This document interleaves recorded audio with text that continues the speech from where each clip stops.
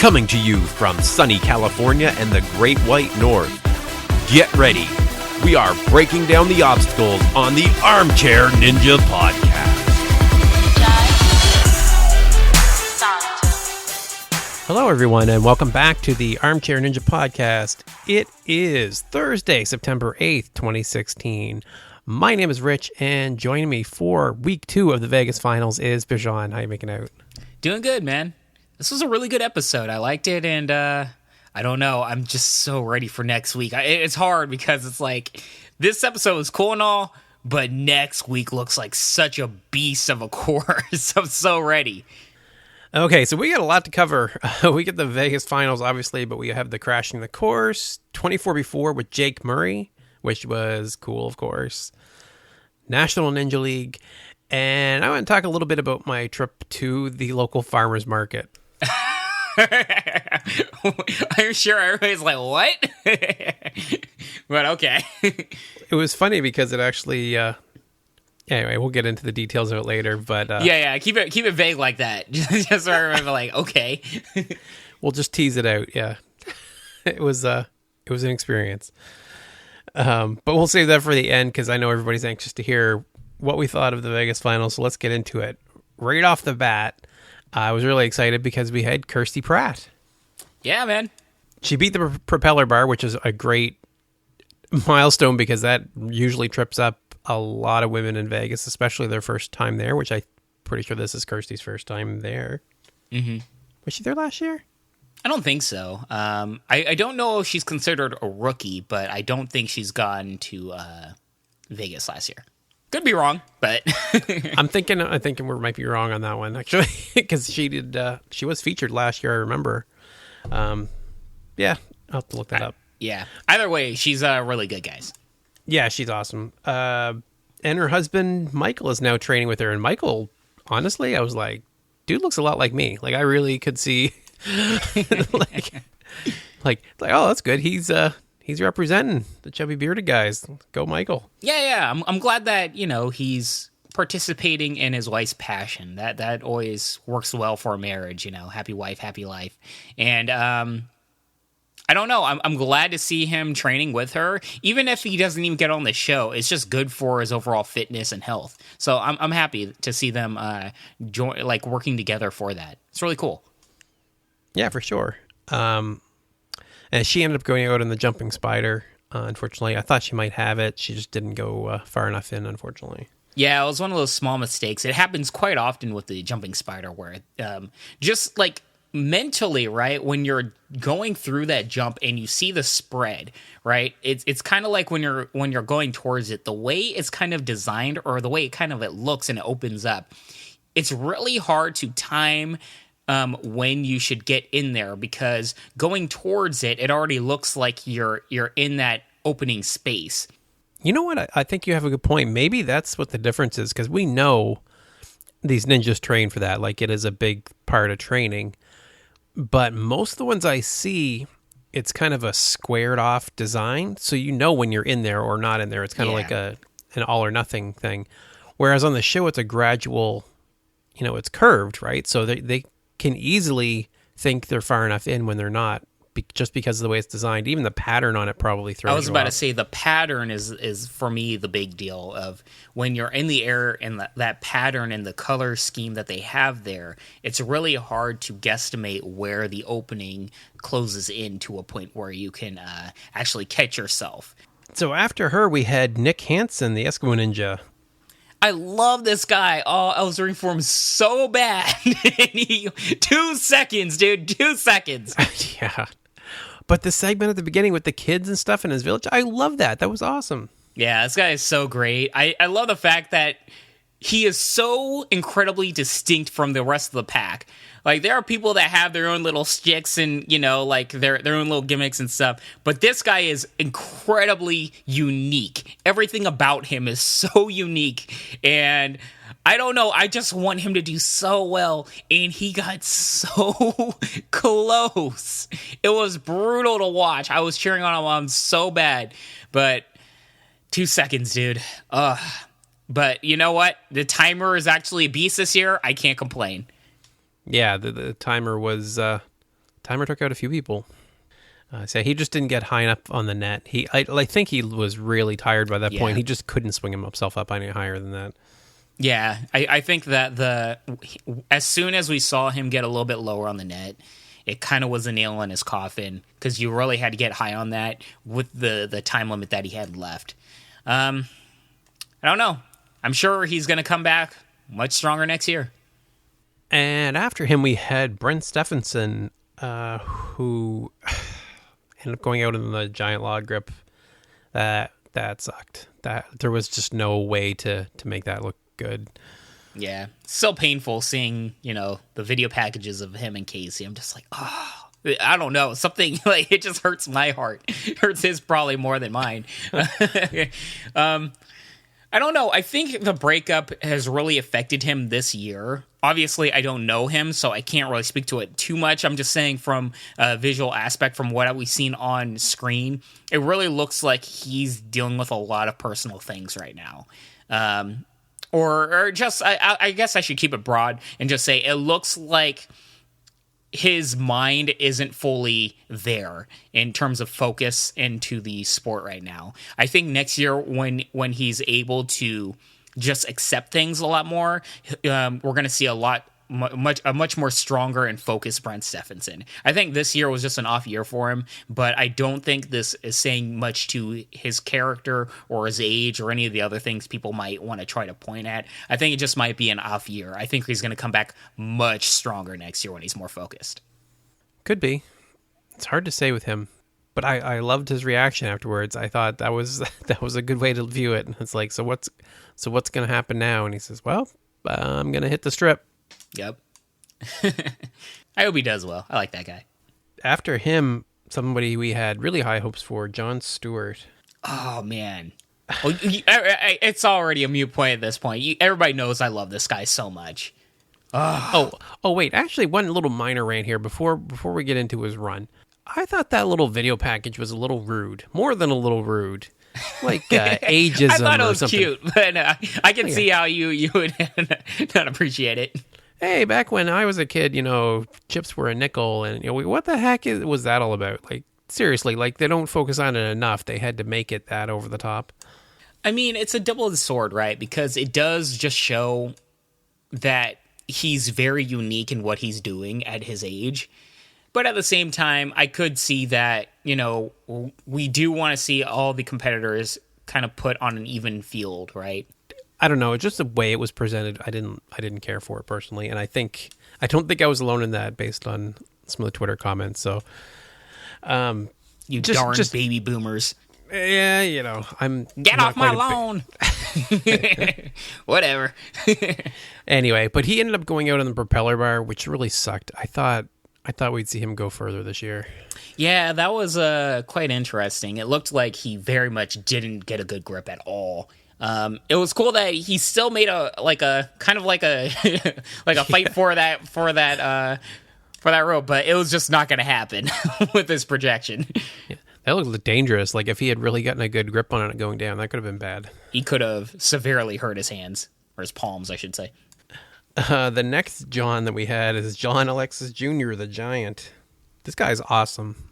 This guy is so good. This is the thing. He's one of the people that I don't know if he gets enough recognition for his accolades. If we go back and we see what he's done these past 2 seasons, this guy is so incredibly amazing, especially for his size. When you look at somebody at his height, you always say, well, they're good, they're going to be fast, they're going to excel in certain things.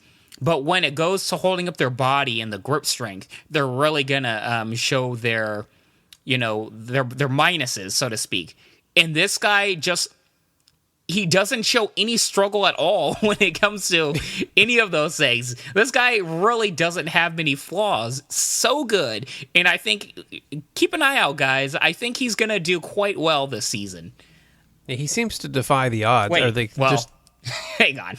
He fell, so I was like, he's going to do quite well this season. So hang on, let me retract that. Because in my head, he went all the way, and I'm like, wait, no, he didn't. So never mind. But he did really well, but he didn't quite make it. Yeah. But I think we're going to see a whole lot more of him coming up, especially in Team Ninja Warrior. I certainly hope he's in Team Ninja Warrior because he wasn't in last season. This guy would do really well in that, I think, because he's just so long, he's going to go really fast. So I don't know. I think we need to stop sleeping on this guy. He's really good, and I feel like we didn't give him enough recognition maybe in the qualifiers that he deserved. Maybe the show didn't either, because, I don't know. It kind of seems like he's been skipped quite a bit, right? A little bit, yeah. He doesn't seem to get quite as much focus. He did last year. I mean, he got a pretty good story last year because he was the fastest time in qualifier. And I was really excited because he's from Maine, right? He's from right next door to me. So, so he ended up falling on the flying squirrel after taking a little tumble on the broken bridge, too. That looked painful. But he did really well. I really thought he was going to finish the way he was going. Mm-hmm. Next, one of the star rookies of the year, Josh Levin. Okay, we got to talk about this guy. Like, this guy makes me feel like I am not doing anything with my life.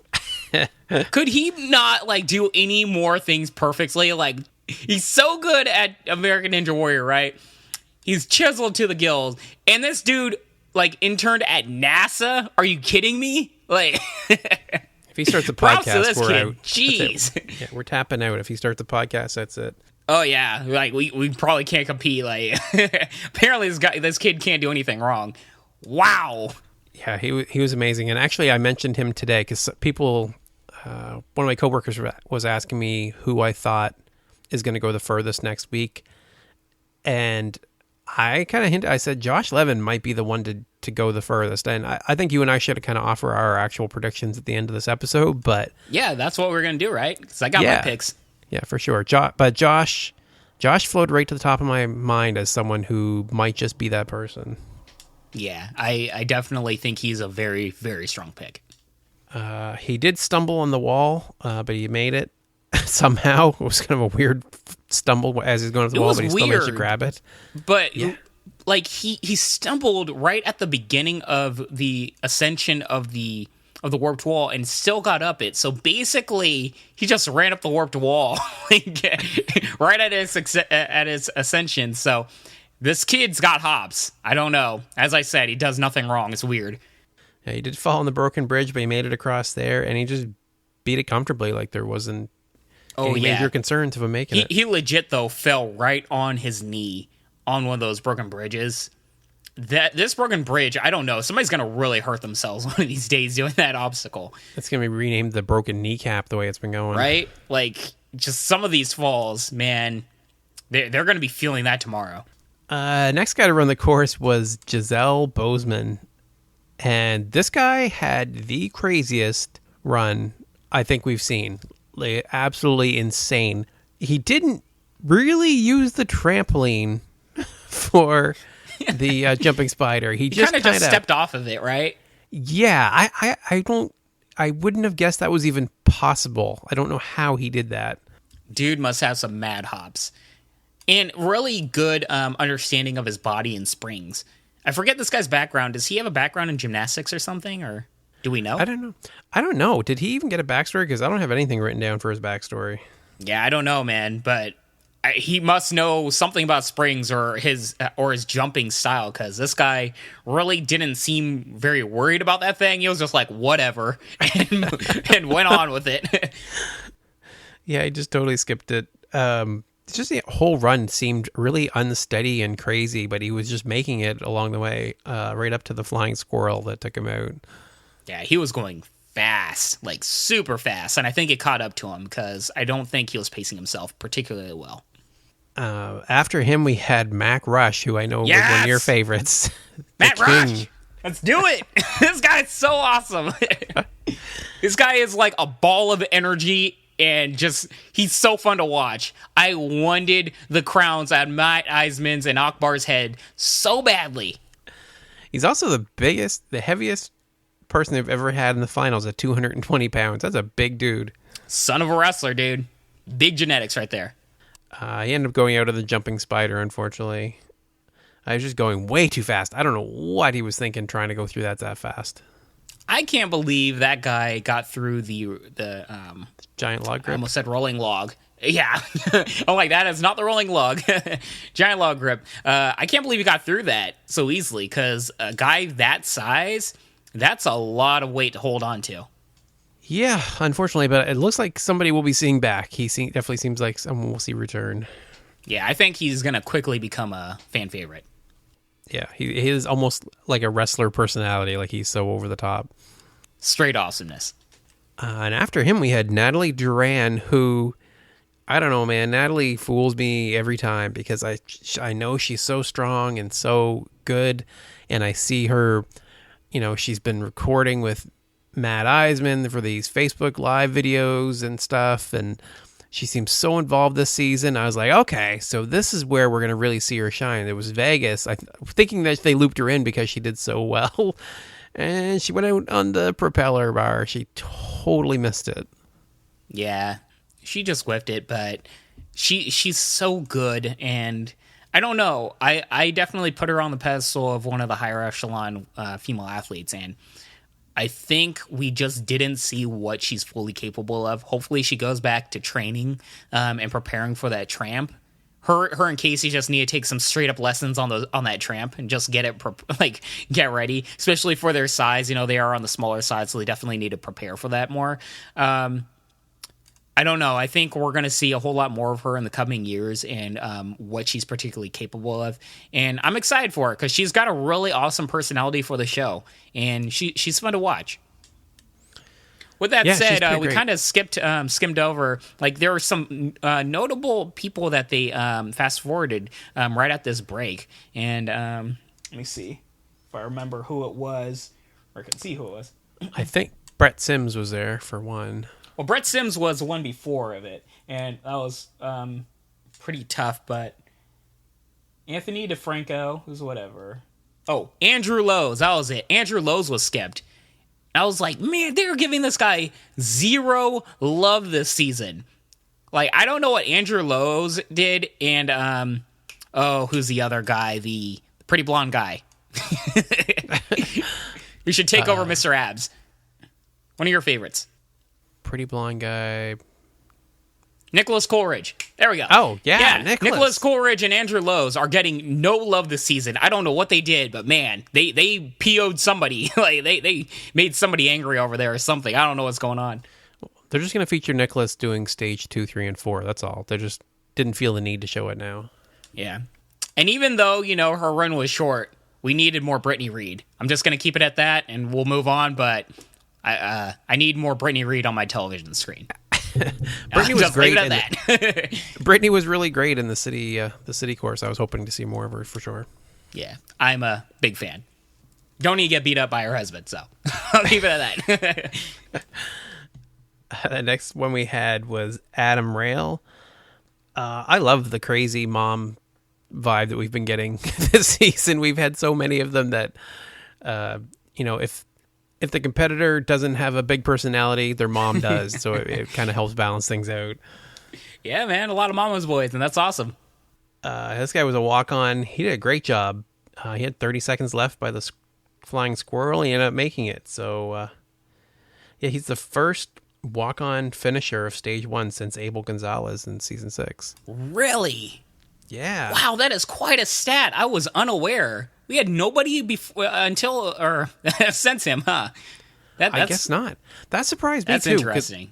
They said that on the show. I was thinking, well, didn't Adam Arnold beat stage 1 last year? Because isn't he the walk-on? Yeah, he was a walk-on story, right? Yeah. I don't know. Seems weird to me. I don't know, but I knew he was going to do quite well because out of nowhere we get this long, prolonged package about his mom, and it went a little too long where I'm like, why do I care? Who is this guy?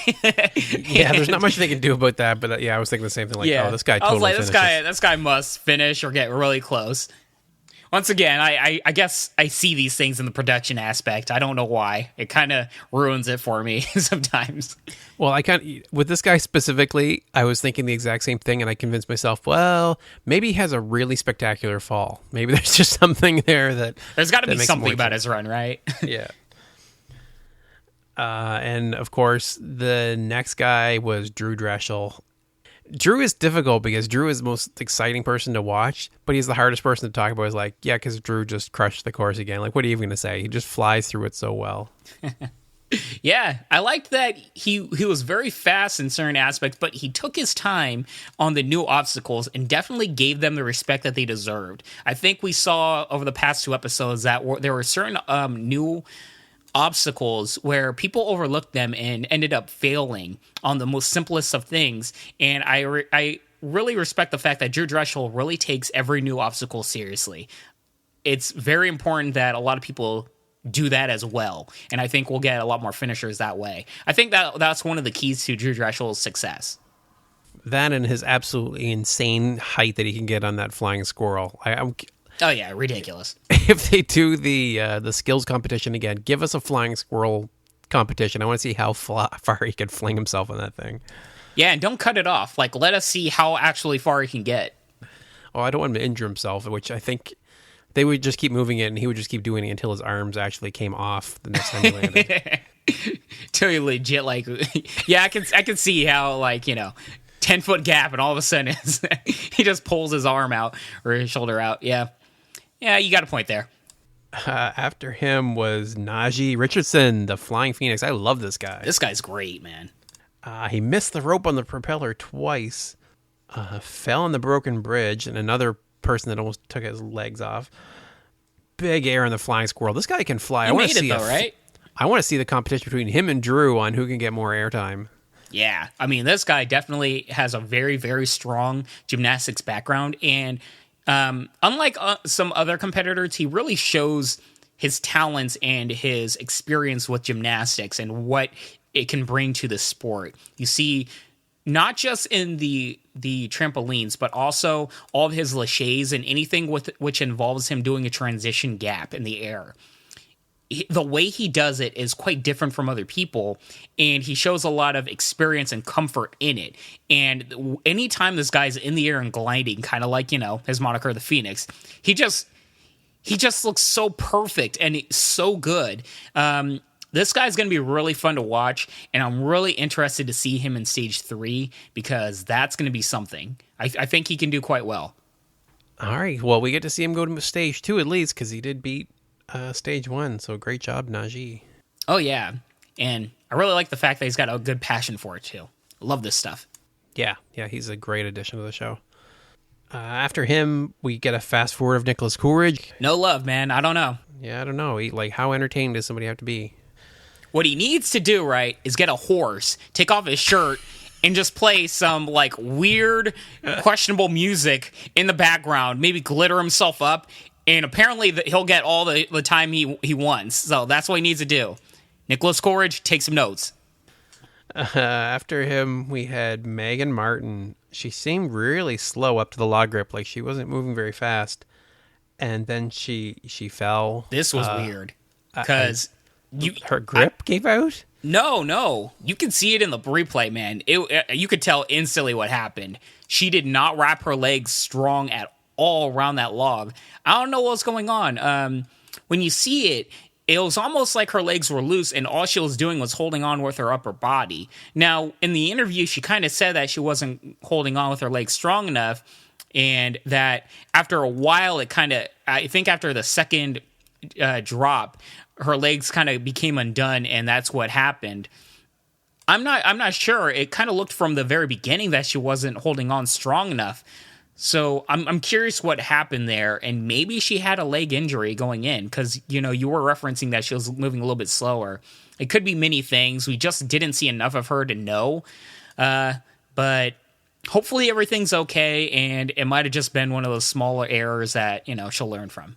Yeah, she's certainly not alone in this. I mean, this season at least, nobody really had to feel bad about anywhere they fell because there was veterans falling all over that course. Like every obstacle, it took people out. So yeah, I'm glad though. We were saying going into the season that I thought this would be the least people going on to Stage 2, and it definitely seems that way. It was literally, yeah 17. I can't complain. They made a good course, even though I expected Stage 1 to even be tougher than this. It certainly looks like they put all their eggs in the basket for stage 2 and 3, and you're definitely not going to see me complain about that. I am so excited. So, yeah, this is going to be some fun stuff, and I'm very happy that they've changed a lot of things up. I'm very glad about that. Yeah, next we had Neil, Crazy Craver. This guy's so much fun to watch. Oh, yeah, he's great. Yeah, and he beasted through the course. He ended up beating it with time to spare. What do you think about that whole swimming thing on the on the buzzer? I was like, oh, snap, that's awesome. But then I was thinking, he's so far up. If he just slides a little bit to the left, he is like falling like a good 15 feet. Yeah, I think he does that in his spare time. I really don't know that falling from any height's going to really throw him off. It's just absolutely nuts. To this guy, I'm sure it's whatever. But a part of me is like, ah! But I don't know. Fast, agile, everything, you know? And it's weird because, I don't know, just looking at the guy, you don't expect him to like be so technically proficient at these things. You kind of just expect him to just throw himself at every obstacle and be like, whatever, like, we'll see how well I do. But he's actually pretty technical. So next we had Nick Kostreski. This is the other nerdy ninja. He builds supersonic tunnels. I don't think I've ever seen anyone sit down on an obstacle before. He ended up sitting on the sonic curve. He had 40 seconds left by the top of the warped wall. He missed the first attempt, and it was like, this dude is not making it. There is no way. I'm looking at that timer. I'm like, I don't know if he realizes how much time he has left, but he's screwing himself. I don't know. I mean, if he was too winded to get up that, I can certainly understand, you know, got to get as far as you can, but I think he's beating himself up watching this back. I think that's what's going on. Yeah, probably. He ended up timing out on the cargo net. Yeah, I'm sure he learned his lesson. He'll move a little faster if he can. Like you said, like sometimes we have to take that into account. Sometimes they just can't beat the obstacle if they go any faster, right? They're taking rest that they need.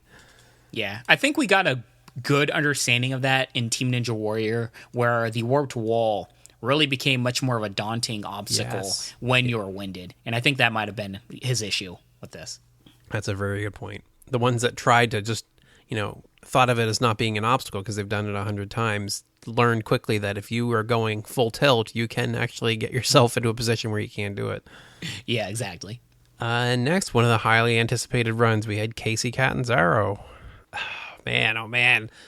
Killing me, Casey. Killing me. Oh, she got a good jump. Like, there's really no denying that was a good bounce. It had height and it had everything, but she just got so much to overcome with that height differential. Like, she just couldn't reach the propeller bar.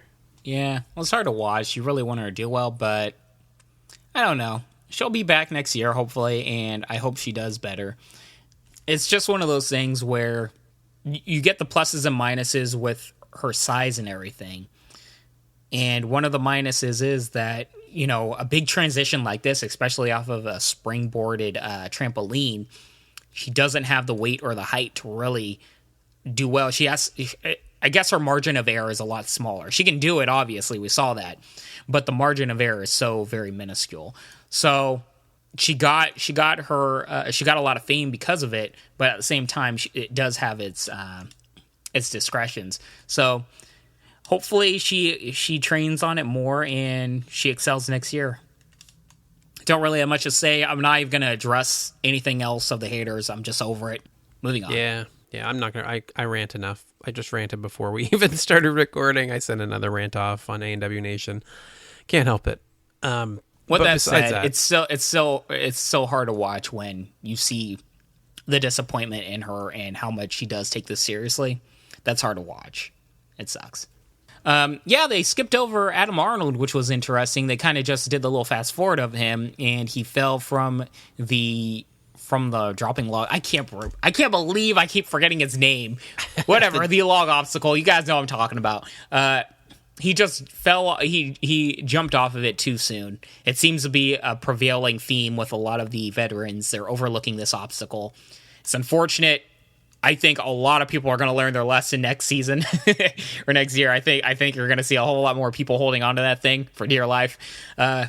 Just another person that failed on that. Yeah, we also got to see a finisher, I hate when they fast forward finishers. I mean, I know they can't feature everybody, but Ethan Swanson, the Daredevil guy, the guy that jumped from one roof across the other, that guy. Yeah, but it's hard though, because I don't think he got enough time this season. When they referenced him back, it took me a really long time to remember who he was.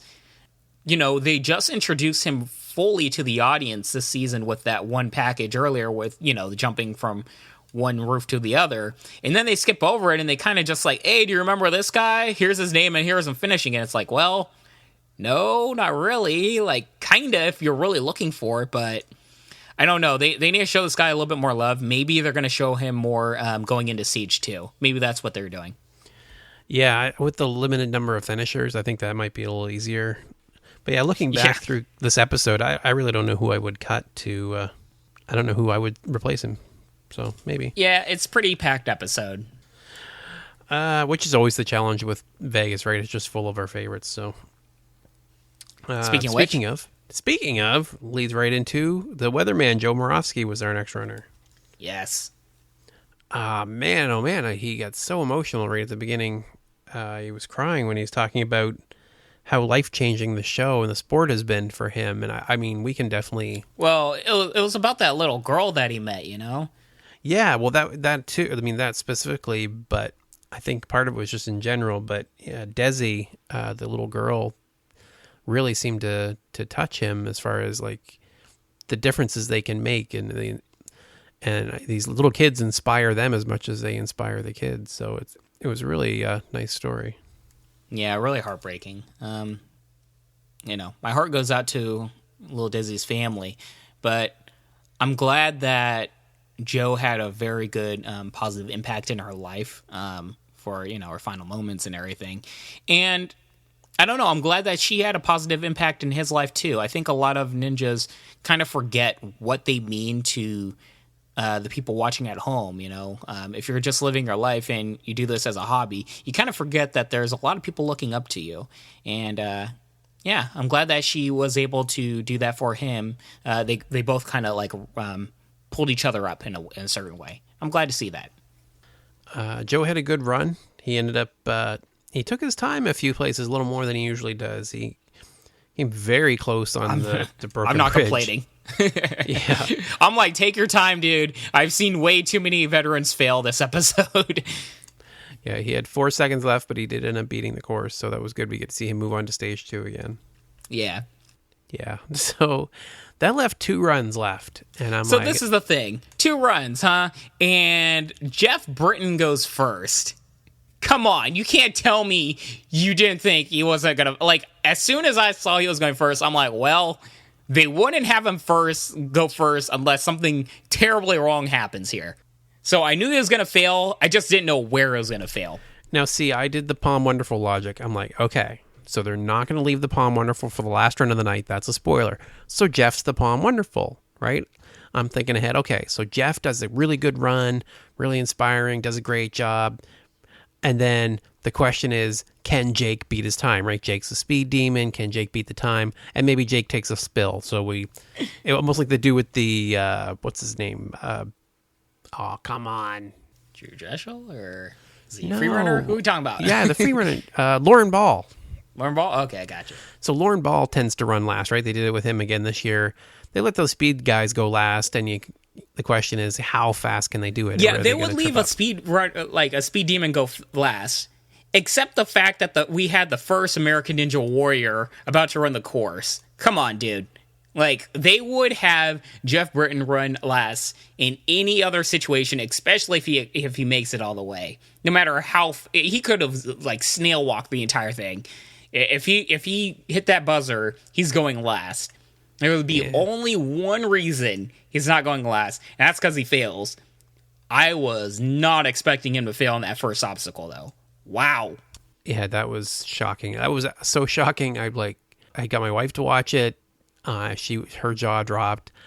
I got my little girl, my 10-year-old, to watch it this morning as she was getting ready for her first day of school. I said, "Do you want to see Jeff's run from last night?" She's not a fan of the show, but she's heard me mention Jeff before, and she knows enough about the show to know who he is.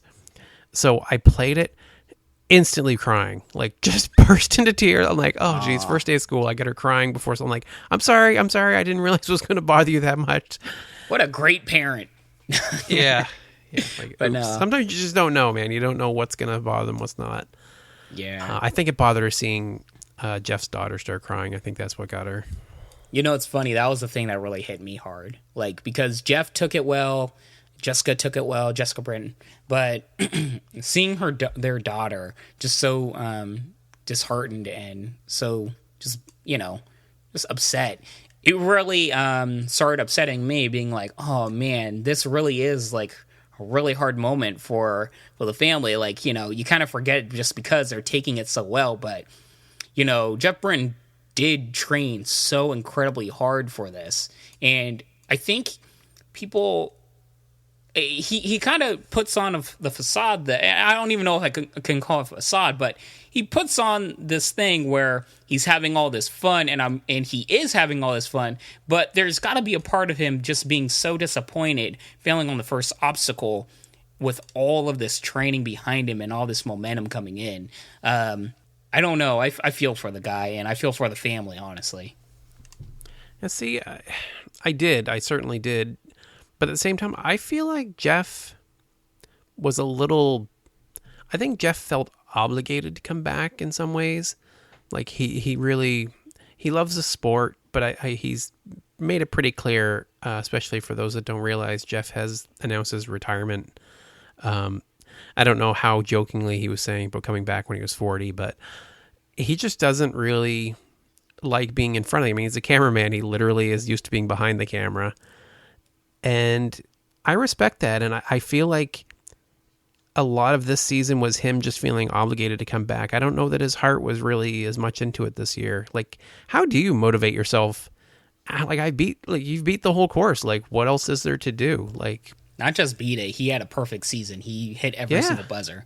So I definitely understand that. I mean, he had a perfect season. There's not really much else he can do other than, do it all again, I guess, 3 seconds faster.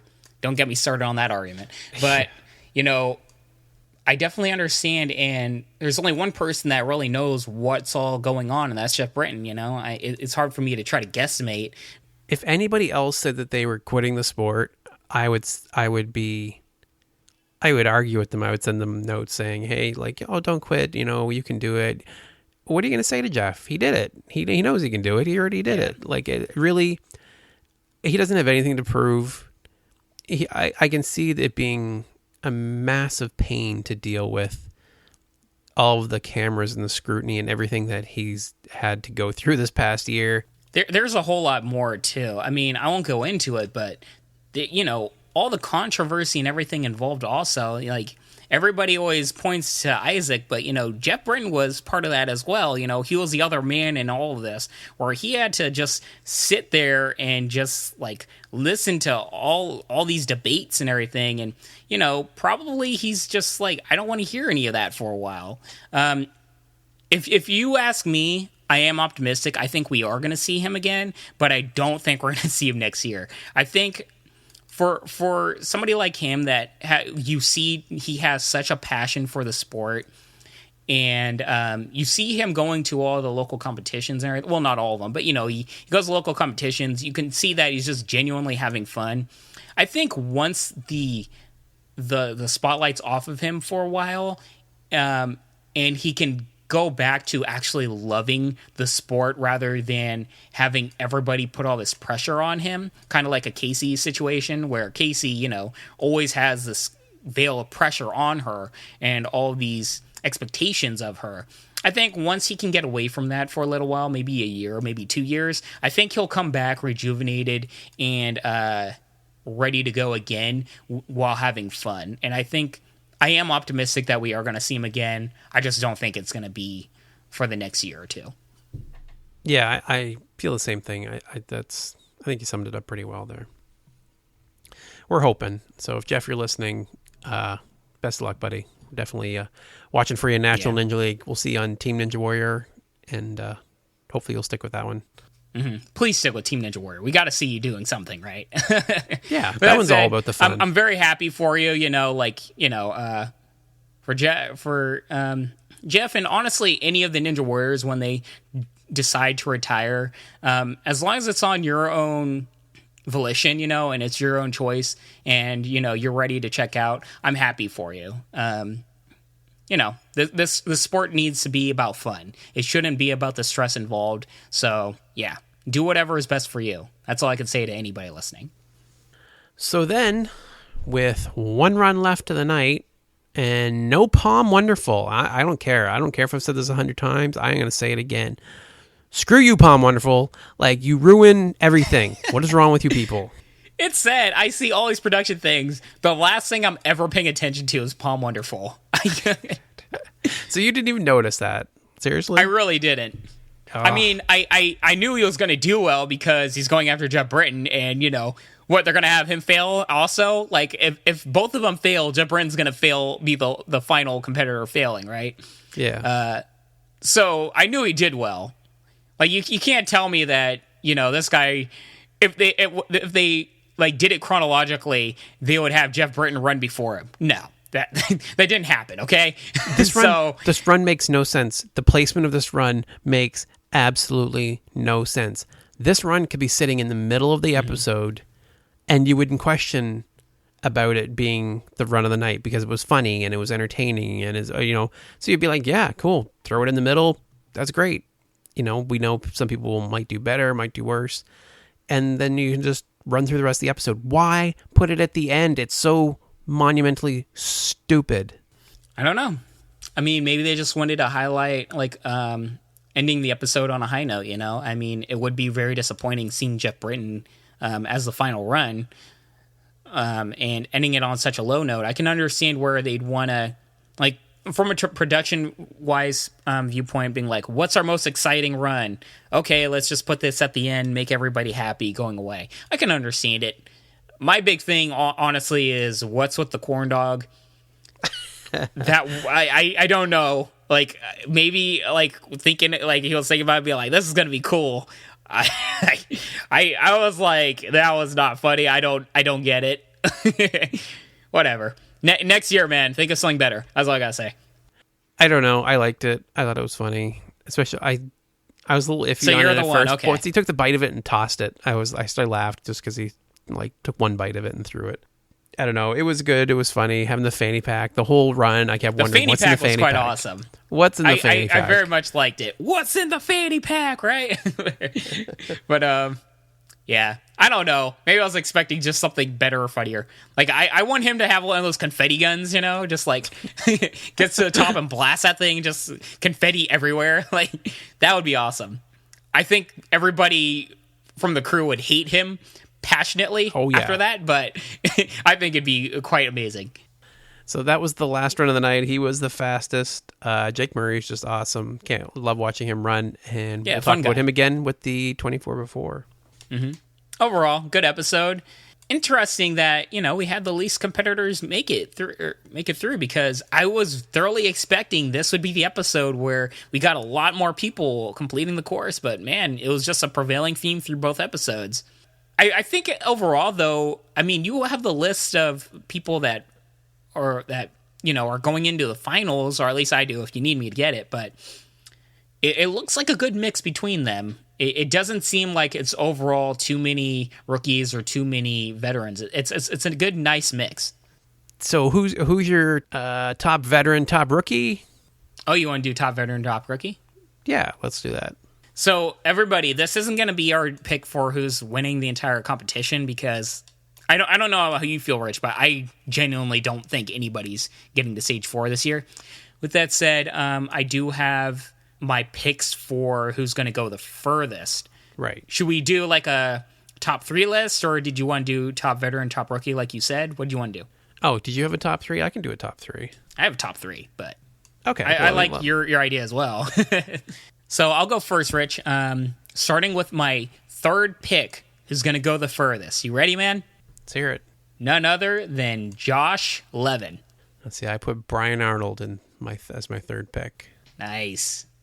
I think Brian Arnold's going to have a great year. This is so hard because it's only 3, and I think all these guys are going to make it to stage 3. I think everybody. I think this is going to be quite a fun list that we're going to have. Okay, so My second pick overall is going to be Daniel Gill. I think he's primed to get past stage 2. I don't know how far he's going to get in stage 3, but I think he's at least going to make it to stage 3. Just to keep things interesting, I'm going to switch mine up a little bit. I'm going to say my second pick is Thomas Stillings. Nice.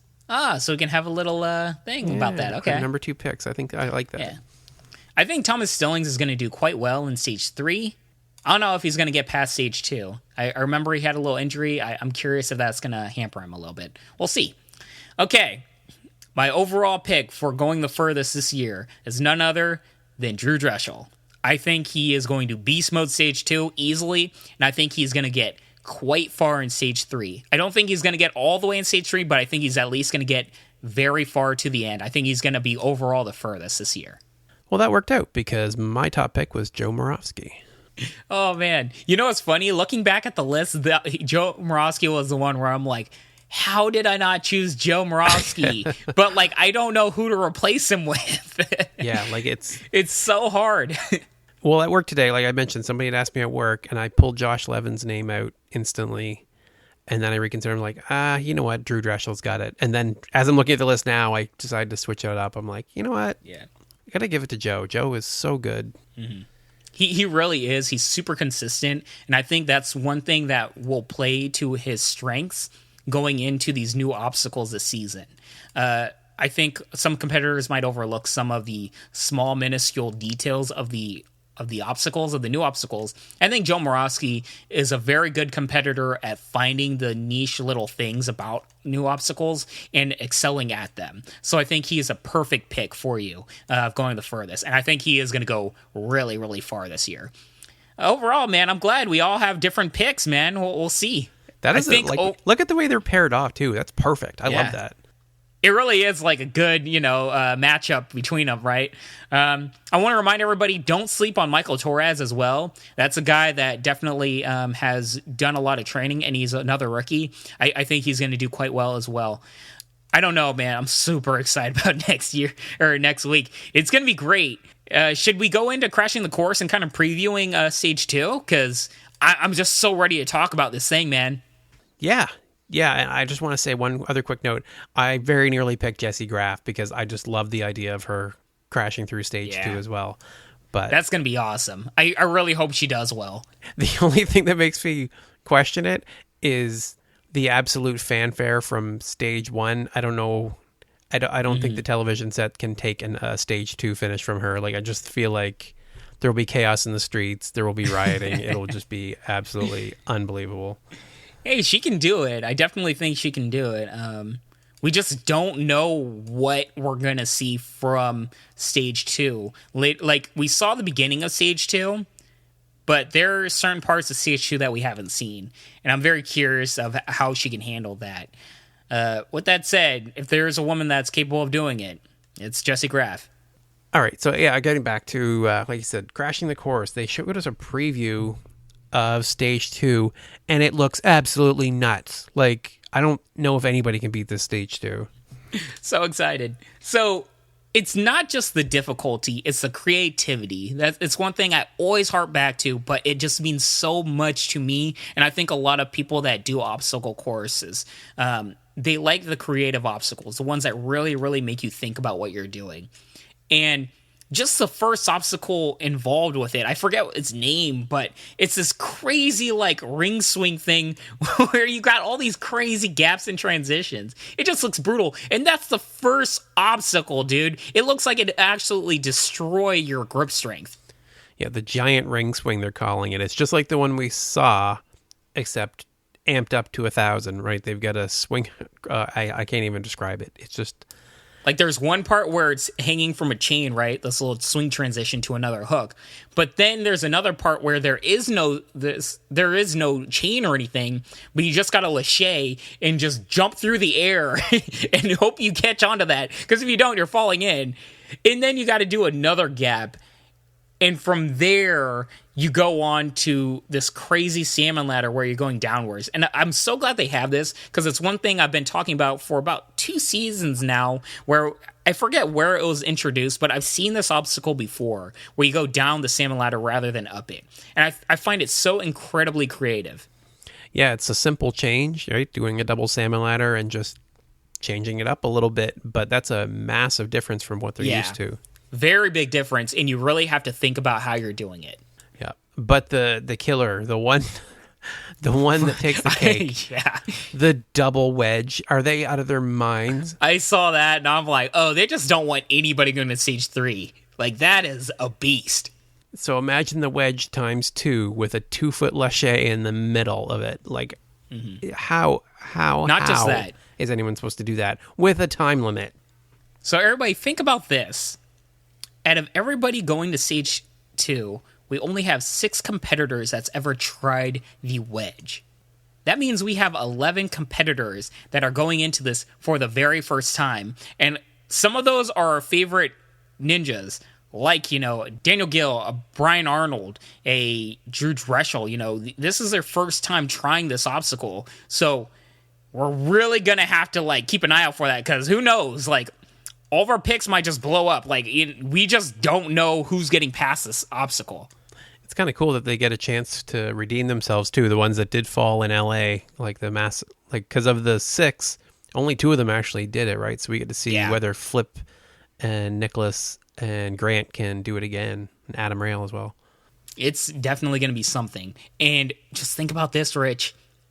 From the looks of it, that's only halfway through stage 2. We have the other half of it that's still going to be a surprise. Absolutely amazing. One last thing. Did you see, how we were talking about that little roller coaster slope thing last episode? That thing is a body prop. Yeah, I did see that in the little preview. That is insane. I thought it was like a transition. No, they're making that thing brutal. A body prop, on a decline and an incline like that at a slope. Oh man, I have no idea how anybody's getting past that, especially if that's after the ultimate cliffhanger, and who knows what kind of weird, crazy conception they have for that this season. Stage 3 is going to be absolutely impossibly creative and awesome. So ready. I'm so ready to nerd out next week. So moving on, we had 24 with Jake Murray. I like this episode. We were talking last week. It's what else can you do to make this stuff interesting? I must say, I found a lot of his preparation and everything that he did very enthralling. I really liked it. Before we get into it, what was your overall take, I guess? Overall, I liked it. It was different. He doesn't prepare in quite the same way that we see a lot of other people. His mental preparation is very different. Yeah. I think that maybe that's one thing that stood out. Not just him, I guess, living loose, jumping off a cliff, into water, which I very much strongly suggest nobody does right before a competition. Oh boy. But, I like the fact, I found it very creative, and I'm curious, I kind of feel like I should try something like this, where he plays back tapes, the audio tape, from his run last year, and just mentally going through that and preparing for it. And I found that very creative, and I can kind of see the benefits of doing that. At first, I thought he was being sarcastic, right, with the whole, he showed the little label and everything, and then I thought, you know what? Actually, I think he's being real there. Oh, he was being real. They played some of the audio, and I don't know. I really think it's a good idea, because a lot of people in preparation, looking back, they just see the visual aspect of it, but they don't really get the audio aspects of replaying something in your head. And just hearing the audio of it and you playing the video part of it in your head, you really get a feel for it completely. And I really think that plays a big factor in his mental preparations. And I don't know, I found it just absolutely creative, and I think it actually is a really good idea. I think a lot more ninjas should try it out. Oh, and the other thing he does, I think, which is probably key to his success, is before he runs the course, he gets advice from Brian Arnold and Drew Dreschel, and then does a dance with Grant McCartney. I think that's pretty solid helps. Preparation. Yeah. Yeah. Plus, his father's a chiropractor and looses his joints. He's got a nice, got a good thing going on right there, right? See, when I think of chiropractor, I always think of them, cracking people's backs and stuff. Yeah, the realignment. Yeah. Honestly, that plays maybe 5% of going to a chiropractor. It's actually a lot more muscle stripping and stuff like that. So moving on from there, we have the National Ninja League, the Buffalo Qualifier. So it's the only event this season with more than one stage other than the final. That was also their first kids event, which I was actually a little worried. I'm like, oh, please don't cover the kids events. We can't do this too. But they're not going to actually cover those until the finals. Jessie Lebrecq was there but didn't qualify. Like, she just had a minor slip-up. That was really surprising. Yeah, I didn't really get to see where she slipped up at, though. Did they highlight it? No, he didn't say exactly what it was that tripped her up. He said she was demonstrating a bunch of times. Everything looked solid. She just had a... It happens, man. Yeah, it just happens to everybody. I mean, Jeff Britton, we saw was flawless doing all National Ninja League and everything going into the season, and he failed on the first obstacle. Sometimes you just have those little mental lapses. Luckily for us and everybody that's a fan of hers, Jessie Lebrecq seems like she travels to different competitions, so we'll definitely see her again, probably qualify from another gym. So running through the results for the women, we had third place was McKinley Pierce, who unfortunately fell on the balance obstacle. Second place was Maura Sherman, which we did see a lot last season. She's back, and the bone bungees that they showed there looked pretty cool. I've never seen like grips like that before, but she ended up falling on the hourglass drop. In first place, we had Mei-Ling Wang. I'm not sure how to pronounce that. Sorry, and neither did Chris, so it didn't help any. And she ended up falling on the hourglass as well, but her time was better than Maura's. So the women are looking solid again. You should check out the video. You can see them running through the course. They're crushing it once again. Yeah, I wish we got more highlights of what they did before, though. Yeah, because it was run in stages. So the day one, they didn't really feature at all. So we're not sure what they did to qualify for this stage 2 that we get to see mostly. Mm-hmm. So for the men, for third place, we saw Sean Noel. And this is where we get to see this birdhouse obstacle. What did you think of that thing? That thing is awesome. So creative. For people that don't understand, it's kind of like you see these pegs like hanging from ropes, right? But there's holes in them, and you got to grab, I don't know what you call it, these little peg bars or whatever, like dowels or... Yeah, you got to like poke hole, like you got to get them through the holes, but they're just free floating. So as you can imagine, they're very difficult to do, especially from one hand while hanging from another transition. And I don't know, just you have to be so patient and have to be so steady while hanging from your arm and like leaning forwards. It's really awesome. It's probably just a super muscle drain. I like it. I can see how it could be quite frustrating for somebody doing the obstacle. Like, I imagine if I was doing it, I'd get so annoyed and so frustrated so quickly. But you really have to be patient and focused for it. And I appreciate that. Yeah, when they showed him on it and struggling, I thought, well, I know where the top 3 fell because this obstacle's impossible. But that's not what happened. He even made it through, but he wasted a lot of time on there, and he ended up timing out on the floating boards right after that. I think it's clear that what this obstacle did was it drained the upper body of these competitors and especially their grip strength, because the next obstacle that happens right immediately after it, they just had nothing left for it. Yeah, so the top 3, it did all fall on the floating boards. It was just a matter of how fast they got there. So Ethan Farkas, dude looks like Evan Dollard. He is ripped. He ended up falling on the boards as well, a little faster than Sean. And in first place was a familiar name, John Alexis Jr., the giant.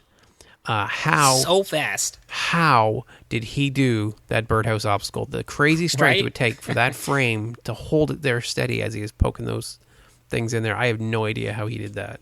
Yeah, absolutely crazy. I mean, he definitely used his arm length to an advantage, which I appreciated.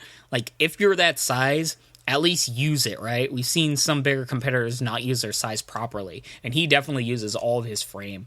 Not just that, he also kept his L's, so you can see that he has a lot of upper body strength just matching with his frame, and I think that's what really helps him out. He really holds his weight well, which I don't know, man. It's crazy to think of at that size, but he got so close to finishing that obstacle, too. It was just one away. Yeah. He fell on the last floating board. He was a full minute ahead of the others when he reached there. Like, for a short course, that is amazing. Yeah. So that was it for the Buffalo qualifier. Chris noted that they're going to have some off weeks and they'll be posting tutorials. So if you are training for Ninja Warrior, you should stop by their channel and check those out because they'll help you out. And the last thing I wanted to cover quickly was the Queen Square Farmers Market. So here in St. John, New Brunswick, Canada, we have a farmers market every week. And I got the bright idea that I would go there and promote the podcast. I thought, well, I go there, talk Ninja Warrior with people. I'll record them for the podcast, talking about who their favorite ninjas are. Surely I'm going to bump into somebody. Oh, I imagine not, but... I didn't get anybody. Nobody. Not one. Sure. A lot of people being like, what's a podcast? Yeah. I know what an armchair is.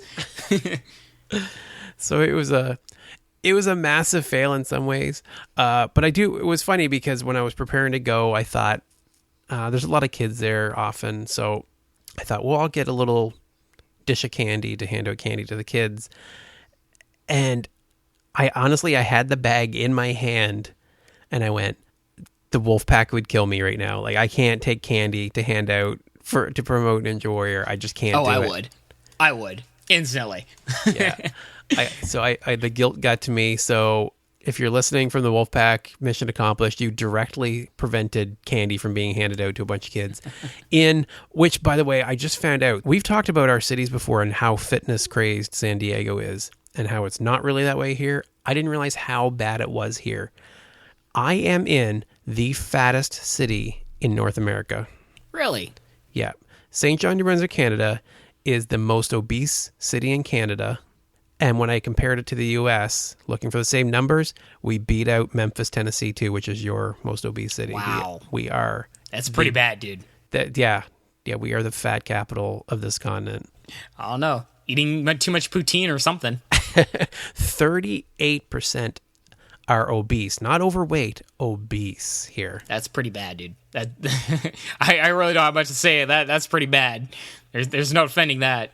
Yeah, I can't believe it is that bad. So bring the Wolfpack Ninja Tour here. We need some help. We need some motivation. And I'm not actually that surprised I can't find fans of the show around here anymore. Well, on better news, I guess, in terms of that, I do different programs with children throughout the week at my work, at the library. And I started getting this, I guess, notion because everybody sees that I work out and, sometimes I'll reference I'm doing a Spartan or something. Now I'm called the little Spartan Ninja guy, right? Or the Spartan Ninja librarian or something. And I had some kids come up to me I'd say about 2 weeks ago saying, hey, I just started, we just joined this gymnastics gym and they started implementing some Ninja Warrior obstacles. And they were asking me about different tips and everything. I'm like, well, I'm not an actual Ninja Warrior, like there's better people to ask, but some of the obstacles they were trying, I've done. So I gave them little planners and everything. And I'm really excited to see that there are more children, more than anybody else, more than people my age or anything your age, Rich, kids, like between the ages of like 9 and 14 especially, just have such an affinity to the sport. And I really see the passion of when they talk about it and they're all like, oh, you should have seen what I did this today. And, oh, we tried training this and training that. It makes me so happy and excited to see that there are children doing something so healthy and fun. And, yeah, I don't know, man. At least we got some people doing that. And I was like, hey, well, if you like it, you can listen to this little podcast I do. And we got some young listeners out there. So, little Daniel and, well, I won't give out other names. But, you guys know who you are. Welcome aboard. That's awesome. So that is it for this week. Thank you all for tuning in. We have one more week left before the off season, and then we'll be waiting for Team Ninja Warrior. I don't know what I'm going to do without American Ninja Warrior. Like, it's been such a fun ride. Like, Team Ninja Warrior needs to come here immediately. Like, I need more in my life, but definitely believe, everybody, we are going to be recapping some Sasuke. We're going to be recapping some previous seasons of American Ninja Warrior, maybe. We're going to have some fun in the off season, so stay tuned. For sure, and we'll have some shorter episodes for a while. These these recap ones are brutal, man. They are long, so I thank you for bearing with us. I will try to get the length down to something reasonable here. But good luck with that. So if you could, everyone, please stop by iTunes, rate, review, and subscribe. We will, as we said, we will be continuing into the off season. If you'd like to reach out to us, we are Ninja Podcast on Instagram, Twitter, and Facebook. And you can reach us at rich@ninjapodcast.com, or Bijan, how can they reach you? Hit me up at Twitter and Instagram at Bijan151, Bijan 151. So thank you all for listening, and I hope you have a great week. Peace. Finale next week. Woo!